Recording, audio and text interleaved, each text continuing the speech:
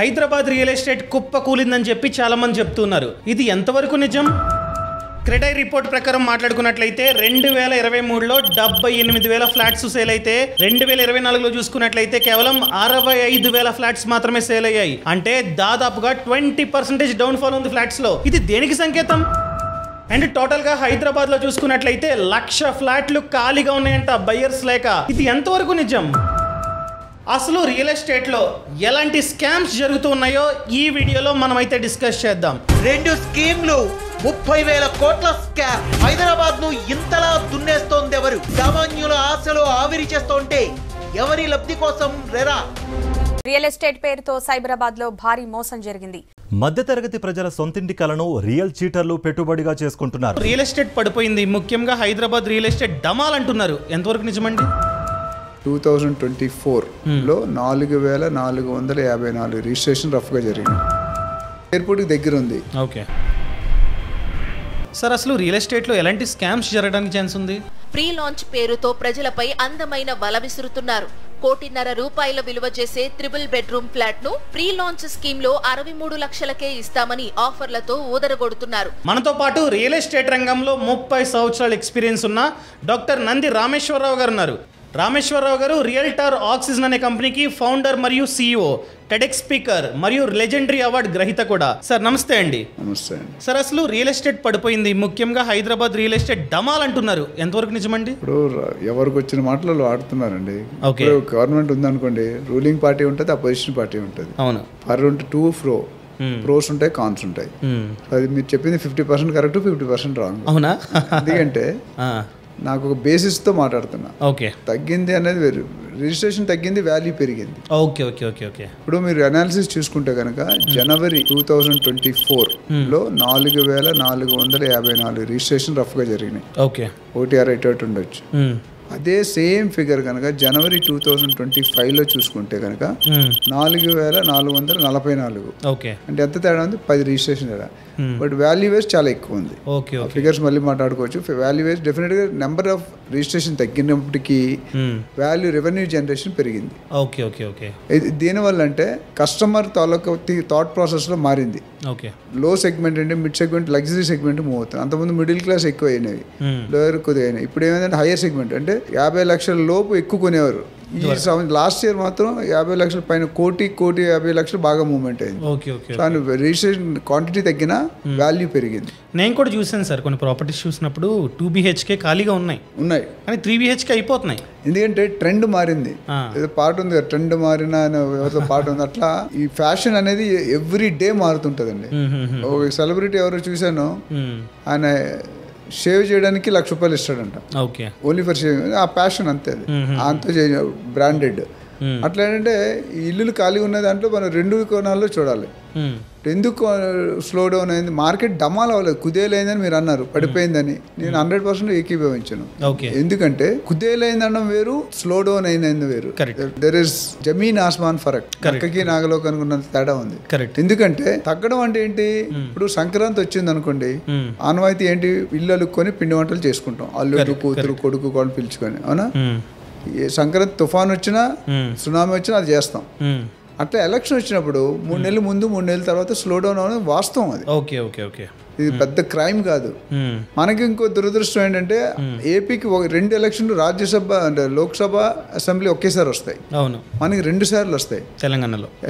Election టైంలో ఎందుకు తగ్గుతాయండి? Business cash movement ఉండదు, లిక్విడిటీ మూవ్మెంట్ ఉండదు. ఎందుకంటే 50,000 కంటే ఎక్కువ క్యాష్ అనేది అరెస్ట్ చేస్తారు, రీజన్ చెప్పదు. That's one reason. ఇప్పుడు చూసుకుంటే కేసీఆర్ గారి హయాంలో KTR గారు హ్యాండిల్ చేశారు. MA and UD, municipal administration and urban development department ని KTR గారు హ్యాండిల్ చేశారు.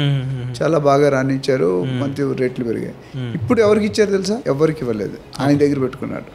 CM పోర్ట్ఫోలియోలో పెట్టుకున్నారు. ఎందుకంటే he himself is a realtor, he himself is agent. ఈ రోజు మనం కోకాపేట 10-15 సంవత్సరాల ముందే కోకాపేట ల్యాండ్ కొని విల్లాలు కట్టడం జరిగింది. అవును. So he has that exposure. అయితే ఇక్కడ చిన్న gap and there is slip between the cup and the lip అని చెప్తాను. ఎందుకంటే ఇందాక మన ఎపిసోడ్లో మాట్లాడుకున్నాం, రాజమౌళి సినిమా చేశాక వేరే ఏ డైరెక్టర్ చేసినా ఆ రేంజ్. ఇక్కడ సీఎం ఎక్స్పెక్టేషన్ హై పెట్టుకున్నారు పబ్లిక్. అంటే ఈయన ఆల్రెడీ రియల్ ఎస్టేట్ ఎక్స్పర్ట్. ఏ సీఎంకి అంత రియల్ ఎస్టేట్ ఎక్స్పోజర్ లేదు. బరాక్ ఒబామా కానీ డొనాల్డ్ ట్రంప్ కానీ వీళ్ళందరూ రియల్ ఎస్టేట్ ఎక్స్పర్ట్స్, బ్రోకర్స్, ఇప్పుడు ప్రెసిడెంట్ అయ్యారు. అట్లా హై రేంజ్ పెట్టుకుని ఆ రేంజ్ ప్రకారం రాలేదు. బికాజ్ రేవంత్ రెడ్డి గారు కొద్ది టైం తీసుకున్నారు. ఎందుకంటే ఫస్ట్ గ్యారంటీల మీద గవర్నమెంట్ ఏది మీద వచ్చింది, 6 గ్యారంటీల మీద వచ్చింది. 6 గ్యారంటీలు ఫోకస్ చేసి దాన్ని రియల్ ఎస్టేట్కి వచ్చారు. 7 నెలల తర్వాత బిల్డర్స్ కలిసారు. కలిసినప్పుడు ఆయన మాట చెప్పారు ఏంటంటే, మీకున్న ప్రాబ్లమ్స్ ఏంటి. అంతవరకు బిల్డర్స్ అయితే టోటల్లీ కన్ఫ్యూజ్, అయోమయంలో ఉన్నారు. ఎందుకంటే ఎక్కడ కట్టాలి, ఏ ఏరియాలో డెవలప్ అవుతుంది. ఈ పాత గవర్నమెంట్ ఒక గవర్నమెంట్, అంతకుముందు కాంగ్రెస్ గవర్నమెంట్ వేరే గవర్నమెంట్, టీడీపీ ఒక వేరే ప్లేస్, కేసీఆర్ ఒక ప్లేస్, ఇప్పుడు వచ్చేవాళ్ళు ఎవరు 4 different areas. So builders are confuse, ఎక్కడ ప్రాజెక్ట్స్ చేయాలి, నేను ఏ ఏరియాలో చేయాలి, ఏ సెగ్మెంట్, ప్లాట్లు కట్టాలా, ప్లాట్లు అమ్మాలా, విల్లాస్ అమ్మాలా, ఫ్లాట్ అమ్మాలా, ఫామ్ ప్లాట్స్ అమ్మాలా, అందరూ తెలియదు. 7 నెలల తర్వాత క్రెడై ముందు మీటింగ్, క్రెడై అవుతున్న మీటింగ్ ఒక రోజు ముందు అయింది, ఒక రోజు 2 రోజుల ముందు. ఆ బిల్డర్స్ మీటింగ్లో ఏమన్నారంటే, మీకు రియల్ ఎస్టేట్ పెరగాలి, ఇన్ఫ్రాస్ట్రక్చర్ పెరగాలి, మీకు ఏమి కష్టాలు ఉన్నాయి, ఏమి ఇబ్బంది ఉన్నాయని అడిగారంట. అడిగితే ఫస్ట్ పాయింట్ వాళ్ళు చెప్పింది, మా పర్మిషన్ టైం మీద రావట్లేదు. హెచ్ఎండిఏ, డిటిసిపి ఇవన్నీ ఉంటాయి కదా, గవర్నమెంట్ అధికారుల దగ్గర అనేక రోజులు అనేక కారణాలు, కమ్యూనికేషన్ లేక, ఈక్వేషన్ సెట్ కాక, రకరకాల బాధల్లో డిలే అయితే అవుతుంది. అంటే ఒక బిల్డర్ 100 కోట్లు ల్యాండ్ 1000 కోట్లు ప్రాజెక్ట్ చేస్తే 500 కోట్లు ఇన్వెస్ట్మెంట్ పెట్టాలి కదా. 500 కోట్లు పెట్టి సంవత్సరం వరకు పర్మిషన్ అయితే దాని మీద ఇంట్రెస్ట్ ఎవరు కడతారు, అదే కదా, అది ప్రాబ్లం. సో అదొక ప్రాబ్లం ఎక్స్ప్రెస్ చేశారు. సో ఆయన ఏమన్నారంటే దానికి సానుకూలంగా స్పందించి, if required I will put a separate IAS officer department wear our people will come and give approvals at your premises. అది చాలా పెద్ద మాట. అంటే వీళ్ళు తిరగక్కర్లేదు, మళ్ళీ మిగతా బ్రైవింగ్ ఇవన్నీ కూడా కట్ అయిపోతాయి. సో వచ్చి మీకు ఏం ప్రాబ్లం ఉంది, ఏ డాక్యుమెంట్ మీ దగ్గర వచ్చి తీసుకుని పర్మిషన్ ఇస్తాను. అది మంచి రిలీఫ్ ఇచ్చింది బిల్డర్స్కి. అది బ్లాంక్ చెక్ లాగా ఉంది. ఇంకోటి ఏమన్నా, మీ బిల్డర్స్ రియల్టర్స్ అందరూ కలిసి ఒక ప్రపోజల్ తయారు చేయండి. మన brand Hyderabad next coming 10-20 years ఎలా ఉండాలి, దానికి ఏం ఇన్ఫ్రాస్ట్రక్చర్ కావాలి, ఏం ఫండ్స్ కావాలి, ఏం పర్మిషన్ కావాలి, ఏం అప్రూవల్ కావాలి, ఇవన్నీ ఒక మెమరాండం ఇవ్వండి, దాన్ని మనం కూర్చొని మాట్లాడదాం అన్నారు. దాని తర్వాత రోజు క్రెడై మీటింగ్ అయింది. అందులో సీఎం నోటీస్ వచ్చింది ఏంటంటే, బ్రాండ్ హైదరాబాద్. బ్రాండ్ హైదరాబాద్ అనేది మాట్లాడుకోలేదు. ఎందుకంటే ఈ రోజు హైదరాబాద్ ఇలా ఉంది అంటే 60-70 సంవత్సరాలు పట్టింది ఈ స్టేజ్కి రావడానికి. కానీ అంచెలంచెలుగా పెరగడం, ముక్కలుగా పెరిగింది. ఎలాగైపోయిందంటే, చిరిగిపోయిన అతికి పెడితే ఎట్లా ఉంటుంది, ముక్కలు అట్లా ఉంది, పెరిగింది. బట్ ఎవరికి ఏ గవర్నమెంట్ వచ్చింది ఆ గవర్నమెంట్ చేశారు. ప్రతి గవర్నమెంట్ కూడా సపోర్ట్ చేశారు రియల్ ఎస్టేట్. రాజశేఖర రెడ్డి గారు కానీ, చంద్రబాబు గారు కానీ, కేసీఆర్ గారు, ఎవరైనా. కాకపోతే ఇప్పటికీ వర్షాలు పడితే 1 feet కాలు మునిగిపోతాయి. మోరీలు, డ్రైనేజ్లు అన్ని బయట. బంజారా 4 లక్షలు పెట్టి జాగా కొనుక్కున్నాడు, బురదలో కారు మునిగిపోతే మనం మునిగిపోతాం. అన్ఫార్చునేట్ థింగ్, అది మనం ఏం చేయలేం. అయితే ఈ ఫ్యూచర్ ప్లాన్ లో అలాంటివన్నీ రాకుండా ప్లాన్ చేయమన్నారు. ఆయన సౌత్ కొరియాలో ఏదో సిటీ చూశారు రేవంత్ రెడ్డి గారు టూర్ లో. ఆ సిటీ బాగా నచ్చింది. వచ్చిన తర్వాత ఇక్కడ 4th సిటీ అని ఎందుకన్నారు తెలుసా మీకు? తెలీదండి. ఫస్ట్ సికింద్రాబాద్ వచ్చింది, నెక్స్ట్ హైదరాబాద్ వచ్చింది, నెక్స్ట్ సైబరాబాద్ వచ్చింది, 4th 4th ఏ పేరు పెట్టాలో తెలియక 4th సస్టైనబుల్ సిటీ అని పెట్టారు. 100% pollution free, net zero city, AI city, రకరకాలు పెడుతుంది. ఏదో పేరు కన్ఫర్మ్ అవుతుంది. ఎందుకంటే ఆ సిటీ ఎలా ఉండాలంటే, అది ఎక్కడ పెట్టారు, ఫార్మా సిటీ ప్లేస్ లో పెడుతున్నారు. ఫార్మా సిటీ కేసీఆర్ గారు డిక్లేర్ చేశారు. ఆల్మోస్ట్ 19,300 ఎకరాల పైన ల్యాండ్స్కేపింగ్. అందులో 11,000-12,000 ల్యాండ్స్కేపింగ్ అప్పుడు అయిపోయింది. కానీ అన్ఫార్చునేట్లీ గవర్నమెంట్ కొలాప్స్ అవడం వల్ల అది స్లో డౌన్ అయింది. ఈయన ఏం చేస్తుంటే, సిటీలో మీరు సిటీలో ఉంది, ఆల్మోస్ట్ కందుకూరు, ముచ్చర్లు అనేది సిటీలో ఉంది. సో అది పొల్యూషన్ ఫ్రీ అండ్ ఎయిర్పోర్ట్ కి దగ్గర ఉంది. ఎయిర్పోర్ట్ చుట్టూ ఉన్న నార్మల్ గా పెద్దవాళ్ళు ఉంటారు, బిజినెస్ మెన్, ఫ్రీక్వెంట్ గా ట్రావెల్ చేసే ఎయిర్పోర్ట్ దగ్గర తీసుకుంటారు. హెల్త్ అవేర్నెస్ గా bulk drug industry pollution create అవుతుంది, అది అవాయిడ్ చేయాలి. అందుకని ఫార్మాసిటీ రద్దు చేస్తాం అని చెప్పాడు ఫస్ట్. తర్వాత ఏమైంది, ఫార్మాసిటీ రద్దు కాకుండా షిఫ్ట్ చేస్తాం అన్నారు. ఇది రియాక్షన్ చూసి తర్వాత ఏమన్నారు, షిఫ్ట్ కూడా కాదు, pharma clusters and pharma villages. So ఈ కన్ఫ్యూజన్ లో పోయింది టైం. అంటే ఏది వస్తుంది, ఎక్కడ వస్తుంది, ఎప్పుడు వస్తుంది, ఎలాగ వస్తుంది. ఫస్ట్ మెయిన్ ప్రాబ్లం, గవర్నమెంట్ దగ్గర డబ్బులు లేవు, 7 లక్షల కోట్లు అప్పుల్లో ఉన్నాం. సో ఫండ్స్ జనరేట్ చేసుకుని ఖర్చు పెట్టాలి. ఈ 4th సస్టైనబుల్ సిటీ కట్టడానికి కొన్ని లక్షల కోట్లు అవుతాయి, అంత ఈజీ కాదు. ఎందుకంటే 20,000 ఎకరాల్లో వస్తుంది సిటీ. అందులో కొత్తగా ఏం పెట్టారు, IT corridor, special economic zone, skill university, Anand Mahindra గారు చైర్మన్ గా పెట్టారు, skill varsity, golf course, international cricket stadium, మొత్తం మిగతా అన్ని స్పోర్ట్స్ సిటీ, హెల్త్ సిటీ అన్నీ వస్తున్నాయి. పెద్ద ప్రాజెక్ట్ అది.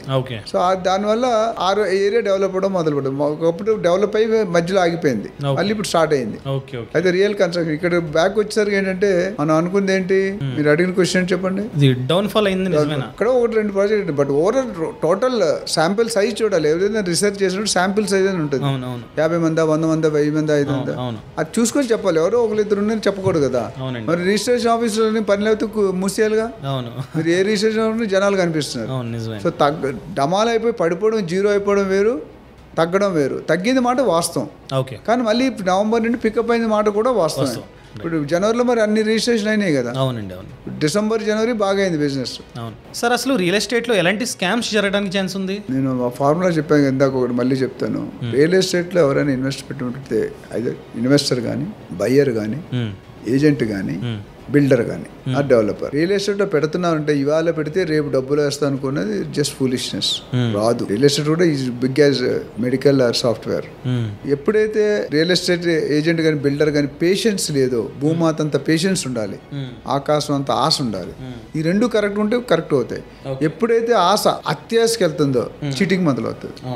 ఎందుకంటే డబ్బులు వచ్చినప్పుడు rich is becoming richer, poor is becoming poor. Middle class అటు ఇటు వెళ్ళలేదు. ఏ గవర్నమెంట్ వచ్చినా పబ్లిక్ ఏం లాభం అని చూసుకుంటారు. ఇక్కడ ఏమైందంటే కొంతమంది ఫస్ట్ 2 ప్రాజెక్ట్ బాగా చేస్తారు, 3వ ప్రాజెక్ట్ 4వ ప్రాజెక్ట్ బోర్డు తిప్పేస్తారు. ఆశ కలుగుతుంది. ఆశ అనేది చాలా డేంజర్. పదవి కానీ, పొజిషన్ కానీ, డబ్బులు కానీ చాలా డేంజర్. అప్పుడు ఏమైంది, కొంతమంది బిల్డర్స్ ఫస్ట్ 5 years బాగా చేశారు, తర్వాత ఎప్పుడైనా చూసుకోండి సినిమా బాగా అడ్వర్టైజ్ చేస్తుంటే ఫెయిల్ అవుతుంది. మీరు చాలా ఎగ్జాంపుల్ చూడండి. ఎప్పుడైతే అడ్వర్టైజ్మెంట్ బాగా జరిగిందంటే అంటే ఫస్ట్ 1 week లో డబ్బులు కలగదు, తర్వాత చూడరు జనాలు. అది క్లియర్ ఇండికేషన్. అట్లానే ఏదైనా బిల్డర్ బ్రాండ్ అంబాసిడర్ పెట్టి బాగా అడ్వర్టైజ్ చేస్తున్నాడంటే ఆ బ్రాండ్ అంబాసిడర్ తప్పను. అడ్వర్టైజ్ చేశారంటే వాళ్ళ డబ్బుల కోసం వాళ్ళు చేస్తారు, తప్పు లేదు. కానీ మోసపోయేది ఎవరు? కొనుక్కునే ప్రజలు. సో అది చూసుకోవాలి. అందుకని మీరు పెట్టేటప్పుడు స్కామ్స్ ఎవరు చేస్తారంటే వాళ్ళ దగ్గర డబ్బులు ఉండవు. స్కామ్ అంటే అర్థం ఏంటి, నీ డబ్బులతో నేను బిజినెస్ చేయాలనుకుంటున్నాను అంటే మీరంటే పబ్లిక్ బయ్యర్స్ ఇన్వెస్టర్. నా దగ్గర 10 crores ఉంది, 100 కోట్ల ప్రాజెక్టు, అది అమ్మితే 200 కోట్లు అవుతుంది. ఆ 100 కోట్లు 90 కోట్లు నా దగ్గర లేవు. ఓనర్కి డబ్బులు ఇవ్వాలి. డబ్బులు ఇవ్వకపోతే నీకు అథారిటీ ఇవ్వడు. అప్పుడు ఏం చేస్తాం, పబ్లిక్ మనం మోసపోవడానికి రెడీగా ఉన్నాం. మనం బయ్యర్స్ మీకు 30% డిస్కౌంట్, 30% అని వెళ్ళిపోతారు. అక్కడ ఏం చేస్తారు, 30% చూసుకుంటారు కానీ 70% మర్చిపోతారు.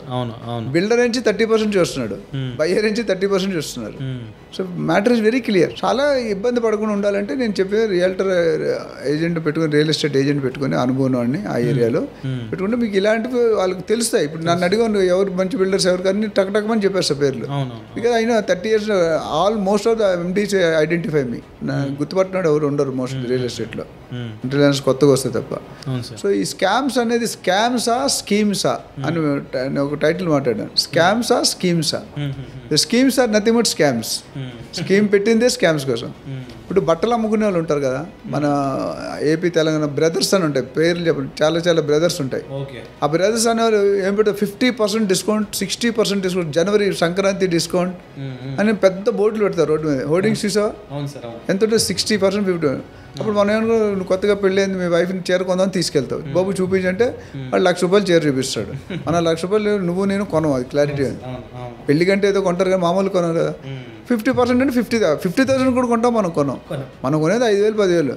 మరి అదే అంటే అవి లేవండి, ఓన్లీ అప్ టు 50% అన్నాం, అన్నిటికీ ఇవ్వట్లేదు, ఓన్లీ ఈ రేంజ్ మాత్రం ఇస్తాం. అక్కడ ఏమైంది, they are trying to pull the customer to the site అంటే ఆఫీస్. అక్కడ అప్లికేషన్ కొనేస్తారు కొంతమంది. ఇంటికి వెళ్తే మళ్ళీ పరిస్థితి అంటే నీకు నాకు తెలుసు, కొనుక్కోవట్లేదు. చాలా స్కీమ్స్ మీద అట్రాక్ట్ అవుతున్నారు. సో రియల్ ఎస్టేట్లో స్కీమ్స్ ఎందుకు వస్తాయంటే డబ్బులు కావాలి. Everybody wants to become a billionaire over night, which is not correct. ఎప్పుడైనా ఒక న్యూటన్ షాప్ ఒక రబ్బర్ బంతి మీరు పైకి ఇస్తారు 20 seconds పడుతుంది, పట్టడానికి ఎంత పడుతుంది, 10 seconds పడుతుంది. సో ఎంత స్పీడ్గా ఇది ఈ సినిమా హీరోలు కూడా చూసాం, బాగా నెక్స్ట్ ఇయర్ కనిపించింది, అదే ఫస్ట్ సినిమా లాస్ట్ సినిమా. అలా ఇక్కడ కూడా స్కీమ్స్ కోసం అట్రాక్ట్ అవ్వద్దు మీరు. ఒరిజినల్గా స్కీమ్స్ అంటే ఎట్లా, పర్మిషన్ లేనప్పుడు స్కీమ్స్ చేస్తారు. As per RERA you cannot advertise, you cannot cell, you cannot prepare a sale agreement okay without RERA permission. అవును అవును చేస్తే అది క్రైమ్, జైల్లో కూడా పెట్టవచ్చు, 10% of the project cost penalty కూడా వేయచ్చు. అవును అవును అది అధిగమించి చేస్తుంటే అది ధైర్యం ఇచ్చుకోవాలి, ఎందుకంటే వాళ్ళకి ఏదో ఇన్ఫ్లుయెన్స్ ఉన్నదని. అదే సార్. సో అది కరెక్ట్ కాదు. సో మీరు ఎవరైనా ప్రీ లాంచ్లో వెళ్ళకూడదు. ప్రీ లాంచ్ అంటే ఏంటంటే పెట్టిన పేరు మోసం. ఓకే డబ్బులు పర్మిషన్ లేకుండా 30 కాదు 50% ఇచ్చినా కొనొద్దు. ఓకే కొంటే మీరే మోసపోతారు. సార్ మంచి బిల్డర్ అయితే టైర్ 1 బిల్డర్ ప్రీ లాంచ్ అంటే నమ్మొచ్చా? అంటే నేను అది ప్రీ లాంచ్ అయితే అవాయిడ్ చేయమని చెప్తాను. టు ది ఎక్స్టెంట్ ప్రీ లాంచ్లో సక్సెస్ అనేది 90% ఫెయిల్యూర్స్ అండి. మరి పెద్ద బిల్డర్లు ఉన్నారు కదా, పెద్ద బిల్డర్ జనరల్ ప్రీ లాంచ్లు పెట్టరు, వెరీ ఫ్యూ పెట్టరు. ఎందుకంటే వాళ్ళకి తెలుసు మార్కెట్. ఇప్పుడు ఇందాక నువ్వు కొన్ని పేర్లు ఆ పేర్లు అనేది వాళ్ళు ల్యాండ్ బ్యాంక్ ఎప్పుడో కొనేసి ఉన్నారు. Okay. So they don't require. కొత్తగా మిడిమిడి జ్ఞానం ఉంటారు కదా, కొత్తగా వచ్చిన వాళ్ళు చేస్తారు ఇవన్నీ. Okay okay. అంటే మార్కెట్ బ్రాండ్ ఉండదు, సేల్ అవ్వదు, అవును ఏదో ఒకటి పెట్టాలి. ఇప్పుడు కంపెనీలు మన కంపెనీ పెద్ద బ్రాండ్ అమ్మారు, 2-3 బ్రాండ్ అంబాసిడర్లు పెద్ద పెద్ద వాళ్ళు పెట్టారు. ఓకే. 2,000 కోట్లు టోపీ చేశారు. ఓకే. ఎవరు అనుకోలేదు, 10 years ఓల్డ్ కంపెనీ. సో ఇది టూ ఎర్లీ టు డిసైడ్. అందుకనే మనం 1-2 సార్లు 3-4 చెక్ చేయించుకోవాలి. బ్యాక్గ్రౌండ్ చదవాలి, బ్యాలెన్స్ షీట్ చూడాలి, వెబ్సైట్ చూడాలి, గూగుల్ రివ్యూస్ చూడాలి, కస్టమర్స్తో మాట్లాడాలి, బ్యాంక్తో మాట్లాడాలి, ఎఫ్ఐఆర్ కేసు ఏమన్నా చూడాలి. ట్యాక్స్లు కడుతున్నారు, చాలా మంది ట్యాక్స్లు కట్టరు, తర్వాత వస్తుంది 1,000 కోట్లు కట్టాలని. ఇవన్నీ చూసుకోకుండా కొనుక్కుంటే మాత్రం మీరు ఇబ్బందులు. టికెట్ లేని ప్రయాణం ఎక్కట్లాగా you're going to land into problems. ఇవి కాకుండా ఉండాలంటే don't get attracted towards the schemes. Correct sir. నేను కొన్ని ప్రాజెక్టులు చూశానండి, రోడ్డు పక్కనే ఉంటాయి, పక్కన ప్లాట్. ఈ ప్లాట్ చూసుకున్నట్లయితే, ఈ ప్రాజెక్ట్లో ప్లాట్ చూసుకున్నట్లయితే స్క్వేర్ యార్డ్ 25,000, పక్కనే ప్రాజెక్టు జస్ట్ పక్కనే. అక్కడ చూసుకున్నట్లయితే స్క్వేర్ యార్డ్ 45,000. ఎందుకంత డిఫరెన్స్ ఉందండి? పక్కనే ఉన్నాయి కదా. ఆ బిల్డర్స్ని అడగాలి, నన్ను అడిగితే ఎట్లా మీరు? ఇది లాజిక్ ఏంటంటే చాలా మంది రేట్ మీద పోతారండి. రేట్ మీద ఎప్పుడూ పోకూడదు. See the real quality, originality of the project, brand of the project history, builder history, project highlights అన్నీ చూడాలి. మీరు అడిగిన క్వశ్చన్ ఏంటంటే నాకు తెలియదు ఒక 2 రీజన్స్ ఉన్నాయి మెయిన్గా. ఒక రీజన్ ఏంటంటే ఒక బిల్డర్ 25,000 అమ్ముతున్నవాడు ల్యాండ్ ఎప్పుడో 30 సంవత్సరాల ముందు కొని ఉండాలి, ఈ బిల్డర్ ఇప్పుడు కొని ఉండాలి. ఇప్పుడు ల్యాండ్లో తేడా వచ్చే అవకాశం ఉంది. ఎందుకంటే నాకు తక్కువ వచ్చింది కానీ తక్కువ అమ్ముకుంటాను. నా కాస్ట్ పడితే కదా, నా కాస్ట్ మీద 20% మార్జిన్ 25% పెట్టున్నా. ఇప్పుడు ఈయన 50 కోట్లు కొంటే ఆయన మేము 10 కోట్లు కొని ఉండొచ్చు. అప్పుడు ఏమవుతుంది? డిఫరెన్స్ ఉంటుంది ప్రైస్. ఒకటి అది ప్రొఫెషనల్గా కరెక్ట్ డెసిషన్. రాంగ్ డెసిషన్ ఏంటో చెప్తాను. ఎవరైతే 45,000 అమ్ముతున్నాడో ఆయన ఒక ప్లాట్ ఒక మనిషికి అమ్ముతున్నాడు, ఇక్కడ ఒక ప్లాట్ 3కి అమ్ముతున్నాడు. అంటే ఈయనకి ఓవరాల్గా 75,000 వస్తుంది, అడిగి ఈయన 45,000 వస్తుంది. Okay okay. Scam again scam. అంటే అందరూ చేస్తుంటే ఎక్కడో 100కి 1-2 చేస్తారు, అందరినీ తప్పు అనుకుంటారు. All builders are not like that.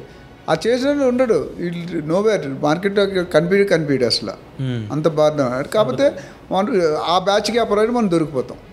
అందుకని రేటు తక్కువ ఉందని తక్కువ కొనేయకూడదు. దాన్ని ఎనాలిసిస్ చేయండి, గ్రౌండ్ రియాలిటీ చెక్ చేయండి, రూట్ కాజ్ ఏంటి, ఎందుకు తగ్గిస్తున్నాను అడగండి బిల్డర్ని, వెరిఫై చేసుకోండి. లేదా కొంతమంది పర్మిషన్లు కూడా రేరాకి అనేది బిల్డర్కి 2 పర్మిషన్లు ఇస్తారు, 2 నెంబర్లు. ఒకటి బిల్డర్ కంపెనీకి రేరా వేరు, ప్రాజెక్ట్ రేరా వేరు. చాలా మంది ప్రాజెక్ట్ రేరాని బదులు కంపెనీ రేరా చూపించేస్తారు. ఒక నెంబర్ ఉంది, రేరా కొడితే సటే వస్తుంది, అది కరెక్ట్ కాదు. రెండో తప్పు ఏంటంటే రేరా పర్మిషన్ ఎక్స్పైర్ అయిపోతుంది, అయినా సరే పాత పర్మిషన్ పెడతారు. అది మనకు తెలియదు కదా, వెబ్సైట్లో చెక్ చేసుకోవాలి. మీరు ఏదైనా ప్రాపర్టీ కొనుక్కున్నాడు, మీరు వెబ్సైట్కి వెళ్ళి హెచ్ఎండి కానీ ఏవైతే రిజిస్టర్ వెబ్సైట్లు ఉన్నాయో చెక్ చేసి ఈ ప్లాట్ ఎవరి పేరు ఉందో కూడా కనుక్కోవచ్చు మీరు. అట్లా హైడ్రాలో FTL బఫర్ జోన్ కూడా మనకి lakes.hmda.gov.in ఒక వెబ్సైట్, గవర్నమెంట్ వెబ్సైట్. ఎక్కడైతే gov.in ఉన్నో గవర్నమెంట్ వెబ్సైట్, అందులోకి వెళ్తే విలేజ్, మండలు, డిస్ట్రిక్ట్, సర్వే నెంబరు, లేక్ అంటే ID నెంబరు, లేక్ పేరు ఉంటుంది. ఆ 5 డీటెయిల్స్ కొడితే కనుక మీకు క్లియరిటీ వచ్చేస్తుంది. నాన్ ప్రొహిబిటెడ్లో ఉందా, ప్రొహిబిటెడ్లో ఉందా. చాలా మంది తెలియదు. మీరంతా మీరే చెక్ చేయాలి. మీరు చెక్ చేసి ఉంటుంది, మా లాంటి ఏజెంట్స్ అప్రోచ్ చేస్తే చెప్తారు. వెబ్సైట్లో ఉన్నాయి, ఎవరిని అడగక్కర్లే. సో అప్పుడు బిల్డర్స్ మోసం చేయడం కొద్దిగా కష్టం అవుతుంది. ఎందుకంటే ఆ జోన్లో కొనకూడదని రాసి ఉంది అక్కడ, కొంటే మీకే లాస్. సో ఇట్లా చెక్ చేసుకోవాలి మెథడ్స్ అన్ని. సో ఎలాంటి స్కామ్స్ జరుగుతాయో మీకు మరింత సమాచారం కావాలంటే డాక్టర్ నంది రామేశ్వరరావు గారి బాస్ వాళ్ళ ప్లాట్ఫామ్లో ఒక కోర్సుని చేశారనమాట. ఆ కోర్సులో క్లియర్గా ఎక్స్ప్లెయిన్ చేశారు. అదేవిధంగా మంచి ప్రాపర్టీని ఎలా చూస్ చేసుకోవాలి, మంచి లొకేషన్ని ఎలా చూసుకోవాలి, ఇదంతా కోర్సులో ఉంటుంది. మీరు కనుక ఆ కోర్స్ని చూద్దాం అనుకున్నట్లయితే కింద డిస్క్రిప్షన్లో పక్కన కామెంట్స్లో లింక్ ఇచ్చా. అండ్ ఈ కోర్స్ చూసిన తర్వాత ఏమైనా డౌట్స్ ఉంటే డైరెక్ట్గా మీరు కనుక సార్తో మాట్లాడాలి అనుకున్నా కూడా ఎక్స్పర్ట్ కనెక్ట్ అనే ఫీచర్ ఉందన్నమాట ఇదే బాస్వాల్ యాప్లో. సో ఆ ఫీచర్ని కూడా మీరైతే చూడండి. ఎవరైతే కొత్తగా బిజినెస్ని స్టార్ట్ చేద్దాం అనుకుంటున్నారో, లేదా ఉన్న బిజినెస్ని ఎక్స్పాండ్ చేద్దాం అనుకుంటున్నారో, లాసుల్లో ఉన్న బిజినెస్ని లాభాల్లోకి మార్చుకుందాం అనుకుంటున్నారో, వాళ్ళకి బాస్వాల్ ప్లాట్ఫామ్ అనేది చాలా బాగా యూజ్ అవుతుంది అనమాట. సో యాప్ లింక్ అనేది కింద డిస్క్రిప్షన్లో పక్కన కామెంట్స్లో ఉంది, మీరైతే చెక్ చేసుకోండి. Thank you so much sir. Thank you. జై Hind. Bosswala. Be the boss.